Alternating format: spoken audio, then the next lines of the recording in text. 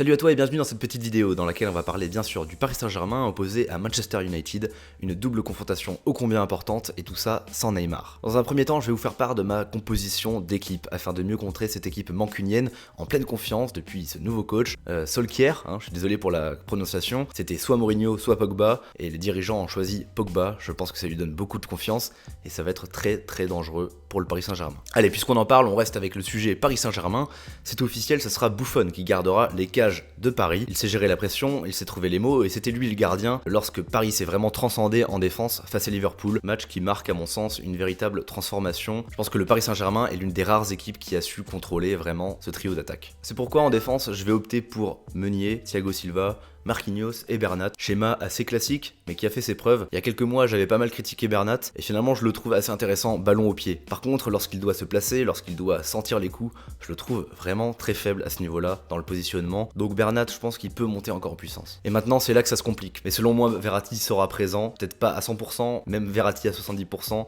Ça bouffe quand même beaucoup de joueurs. Enfin bref, pour moi il y aura Verratti et Paredes. J'ai vraiment hâte de voir ce que va donner ce duo. Jusqu'ici je pense que vous serez plutôt d'accord avec moi, mais là je vais prendre une prise de risque. Dans mon sens, il faudrait mettre Di Maria en numéro 8, presque 10, mais vraiment en joueur créateur. Et il ne faut surtout pas oublier que l'apogée de Di Maria, c'était au Real Madrid, à cette position-là. Di Maria, pour moi, il faut le mettre en confiance, un petit peu à la manière d'un Cavani, et lui laisser du champ libre à la manière de Neymar. C'est un 4-3-3, donc forcément on va retrouver des ailiers, avec d'une part Draxler et Mbappé. Draxler qui avait fait ses preuves très tôt lors de son recrutement au PSG, dans ce fameux 4-0 face au Barça. Bon, la suite on la connaît. Personnellement, je le mettrais pas dans ce milieu parisien. Il a un toucher de balle vraiment exceptionnel pour briser des reins, casser des lignes, et donc en attaque il peut être vraiment très intéressant. Enfin Mbappé, vous le savez forcément, il jouera ce match. Mbappé qui sera notre atout principal, je pense, même si Ashley Young maintenant est capitaine de temps en temps, ça reste quand même pas très rapide face à Mbappé. Pareil de l'autre côté avec Luke Shaw qui n'a jamais été très solide défensivement, on a vraiment de quoi exploiter ces deux côtés. Enfin Cavani, je pense que ça va être un match crucial pour lui. Cavani c'est un joueur qu'on sous-estime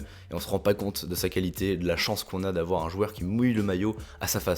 Voilà pour cette équipe sans Neymar en 4-3-3, système qui a été adopté je crois 2 ou 3 fois par Tuchel sans son atout brésilien. Du côté de Manchester United, niveau point fort forcément, il y a De Gea qui peut décider à lui tout seul de sauver un match. Autre atout majeur, c'est ce fameux milieu, Matic, Herrera, Pogba. On l'a vu notamment face à Tottenham qui était un énorme test et le seul but marqué de la rencontre, c'est une passe lumineuse de Paul Pogba sans laquelle il n'y aurait jamais eu de but. Pour moi, c'est vraiment là que se concentre la difficulté et c'est pourquoi Paredes, Verratti, pour moi, va devoir évoluer toujours ensemble. Il va falloir défendre ensemble, monter ensemble et surtout toujours rester en mouvement. Et enfin, dernière crainte, c'est le retour d'Alexis Sanchez, puis pas la peine de s'étendre sur Rashford qui est juste exceptionnel cette saison.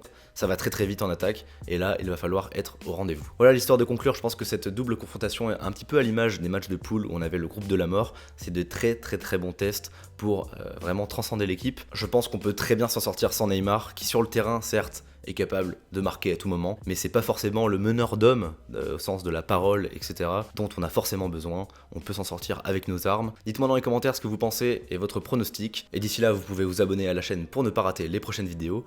Voilà, c'était tout pour moi, j'espère que ça vous aura plu, on se retrouve très bientôt, et ciao tout le monde.